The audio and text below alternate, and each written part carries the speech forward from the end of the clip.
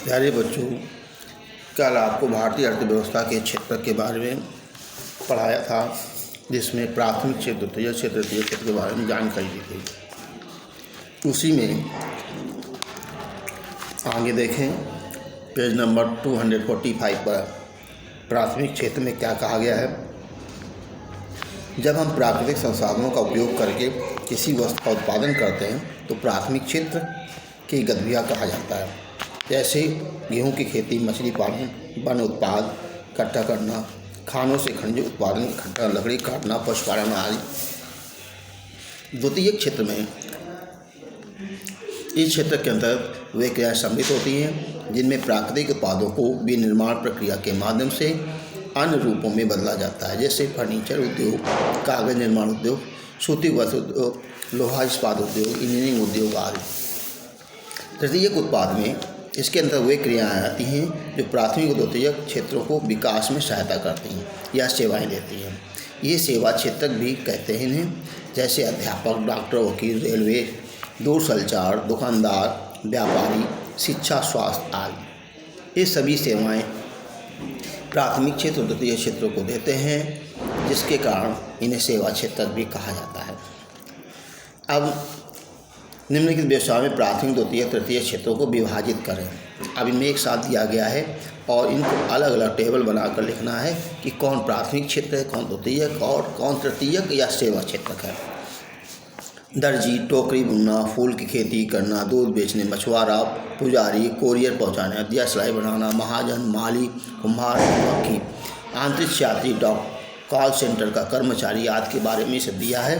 नीचे देखिए लिखा गया है, टोकरी, फूल खेती करने वाला, दूध बेचने वाला, मछुआरा, माली, कुम्हार, मधुमक्खी पालक प्राथमिक क्षेत्र। द्वितीय क्षेत्र में आ गया दर्जी, सिलाई कारखाने के श्रमिक।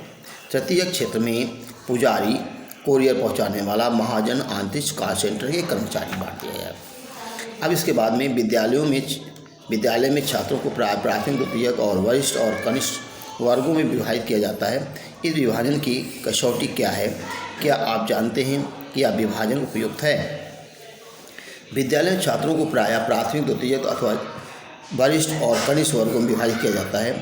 इस विभाजन की कसौटी उनके शैक्षिक स्तर, आयु वर्ग और मानसिक विकास आदि के स्तर पर निर्भर करता है। मतलब है यहाँ पर जिस तरह कक्षा में छोटे भैया, बड़े भैया हम लोग कहते हैं, उसी तरह कौन ज़्यादा बुद्धिजीवी है या कौन कमज़ोर भैया, कौन होशियार भैया, ऐसे हम अलग करते हैं। बुद्धि के आधार पर, विवेक के आधार पर, नंबरों के आधार पर हम अलग करते हैं। पंक्ति में छोटे बड़े क्रम में लगाते हैं। ऐसे ही कार्यों को भी विभाजित किया गया है। कहते हैं कक्षा 1 से 7वीं तक के बच्चों को कनिष्ठ, 8वीं से कक्षा 12वीं तक के बच्चों को वरिष्ठ कहा जाता है। यह एक उपयुक्त वर्गीकरण है क्योंकि वरिष्ठ और कनिष्ठ विद्यार्थियों का शैक्षिक स्तर, आयु वर्ग और मानसिक विकास का स्तर भिन्न होता है। तीनों क्षेत्रों की तुलना की जा रही है। उत्पादन के क्षेत्र में प्राथमिक, द्वितीय, तृतीय क्षेत्र के विभिन्न उत्पादन कार्यों में से अत्यधिक मात्रा में वस्तुओं सेवाओं का उत्पादन होता है। इन तीनों क्षेत्रों में अत्यधिक संख्या में लोग वस्तुओं सेवाओं के उत्पादन के लिए कार्य करते हैं। विभिन्न वस्तुओं सेवाओं उत्पादन का आंकलन कैसे किया जाता है? कहते हैं उत्पादन कार्य से संबंधित वस्तुओं और सेवाओं को अत्यधिक संख्या की गणना करना लगभग असंभव कार्य है। ऐसी स्थिति में वस्तुओं और सेवाओं की वास्तविक संख्या का योग करने के स्थान पर उनके मूल्य का उपयोग किया जाता है। जैसे 5000 किलोग्राम चावल 18 रुपये प्रति किलोग्राम की दर से बेचा जाता है तो चावल का मूल्य 90,000 हुआ। फिर है इसी तरह 8 रुपये प्रति नारियल की दर से 3000 नारियल बेचा गया तो 24,000 होगा। इस प्रकार तीनों क्षेत्रों की वस्तुओं और सेवाओं का मूल्य गणना की जाती है। इसके बाद योगफल ज्ञात कर लिया जाता है। अंतिम वस्तुओं और सेवाओं की गणना। वस्तुओं और सेवाओं की गणना करते समय उत्पादित और बेची गई प्रत्येक वस्तु व सेवा की गणना करने की आवश्यकता नहीं होती, केवल अंतिम वस्तुओं और सेवाओं की गणना की जाती है। जैसे कि एक किसान किसी आटा मिल को 8 रुपये प्रति किलोग्राम से बेचता है। मिल में गेहूं की पिसाई होती है। एक बिस्कुट कंपनी को आटा 10 रुपये किलो दर से बेचा जाता है। बिस्कुट कंपनी आटा के साथ चीनी, तेल जैसी वस्तुओं का भी उपयोग करती है और बिस्कुट 4 रुपये पैकेट की दर से बनाती है। वह बाज़ार में उपभोक्ता को 15 प्रति पैकेट की दर से 60 रुपये में बिस्कुट बेचती है। इस प्रकार बिस्कुट ही अंतिम उत्पाद है। अंतिम वस्तु सेवाओं की गणना का कारण बिस्कुट के उदाहरण में गेहूं और आटा मध्यवर्ती वस्तुएं हैं। मध्यवर्ती वस्तुओं में वे वस्तुएं होती हैं जो अंतिम वस्तुओं और सेवाओं में प्रयोग की जाती हैं। अंतिम उत्पाद वस्तुओं के मूल्य मध्यवर्ती वस्तुओं का मूल्य पहले से ही सम्मिलित होता है। बिस्कुट जो अंतिम वस्तु है उसके मूल्य में 60 रुपये में पहले ही आटा का मूल्य 10 रुपये शामिल है। इस प्रकार अन्य सभी मध्यवर्ती वस्तुओं का मूल्य सम्मिलित होता है। अतः गेहूं और आटे के मूल्य की अलग अलग गणना उचित नहीं है। सकल घरेलू उत्पाद क्या है? किसी विशेष वर्ष में प्रत्येक क्षेत्र द्वारा उत्पादित अंतिम वस्तुओं और सेवाओं का मूल्य उस वर्ष में क्षेत्र के उत्पादन की जानकारी प्रदान करता है। तीनों क्षेत्रों के उत्पादनों के योगफल को देश का सकल घरेलू उत्पाद कहते हैं। यह किसी देश के भीतर किसी विशेष वर्ष में उत्पादित सभी अंतिम वस्तुओं सेवाओं का मूल्य है। सकल घरेलू उत्पाद अर्थव्यवस्था की विशालता को प्रदर्शित करता है। सकल घरेलू उत्पाद का मापन एक कठिन कार्य है। भारत में यह कार्य केंद्र सरकार के मंत्रालय द्वारा किया जाता है। यह मंत्रालय राज्यों और केंद्र शासित क्षेत्रों के विभिन्न सरकारी विभागों की सहायता से वस्तुओं सेवाओं की कुल संख्या और उनके मूल्य से संबंधित सूचनाएं एकत्रित करता है। इसके बाद सकल घरेलू उत्पाद का अनुमान करता है। क्षेत्रकों में ऐतिहासिक परिवर्तन क्या है?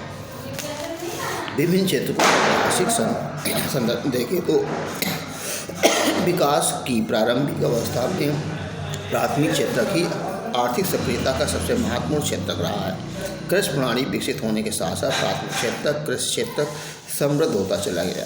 उत्पादन अधिक होने के कारण लोग दूसरे कार्य भी करने लगे। व्यापारियों और शिल्पियों की संख्या में वृद्धि होने लगी। क्रय विक्रय कई गुना बढ़ गया। कालांतर में अनेक लोग परिवहन, प्रशासन और अन्य सेवाओं आदि क्षेत्रों से भी जुड़ने लगे। इसके बावजूद अधिकतर वस्तुएं प्राकृतिक उत्पाद थी जो कि प्राथमिक क्षेत्र से संबंधित थीं। लोगों के अन्य क्षेत्रों से जुड़ने के बावजूद अधिकांश लोग प्राथमिक क्षेत्र में ही अपना रोजगार करते थे। विनिर्माण की नवीन प्रणाली का प्रभाव। धीरे धीरे विनिर्माण प्रणाली के प्रचलन आने के बाद लोगों का रुझान विनिर्माण की ओर हुआ। जब विनिर्माण से संबंधित नवीन प्रणाली अस्तित्व में आई तो जो लोग पहले खेतों में काम करते थे उनमें से बहुत अधिक लोग अब कारखानों में काम करने लगे। अब अधिकांश लोग कारखानों में सस्ती दरों पर उत्पादित वस्तुओं का प्रयोग करने लगे। अब कुल उत्पादन और रोजगार की दृष्टि से द्वितीय क्षेत्र सर्वाधिक महत्वपूर्ण हो गया। तृतीय क्षेत्र की ओर रुझान। विगत लगभग 100 वर्षों से विकसित देशों में द्वितीय क्षेत्र और तृतीय क्षेत्र की ओर रुझान बढ़ा है। कुल उत्पादन की दृष्टि से सेवा क्षेत्र का महत्व बढ़ गया है। विकसित देशों में अधिकांश श्रमजीवी मानव संसाधन सेवा क्षेत्र में ही नियोजित है। भारत में भी तृतीय क्षेत्र सबसे बड़े उत्पादक क्षेत्र के रूप में उभरा है। अब इन पर आप विचार करें। क्या विकसित देशों का इतिहास क्षेत्रकों में हुए परिवर्तन के संबंध में क्या संकेत करता है? कहते हैं अधिकांश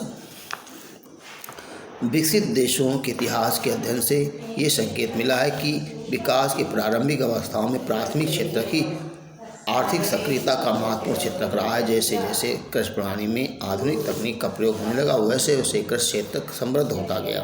उत्पादन बढ़ने लगा और लोग अन्य कार्यों की ओर आकर्षित होने लगे। शिल्पियों और व्यापारियों की संख्या में वृद्धि होने लगी तथा क्रय विक्रय की गतिविधियाँ विस्तृत होती गईं। लोग परिवहन, प्रशासन और अन्य जैसे कार्यों में भी जुड़ गए तथा इस अवस्था में अधिकांश उत्पादित वस्तुएं प्राकृतिक उत्पाद से ही थीं जो प्राथमिक क्षेत्र के अंतर्गत आती थीं और लोग इसी क्षेत्र में काम करते थे।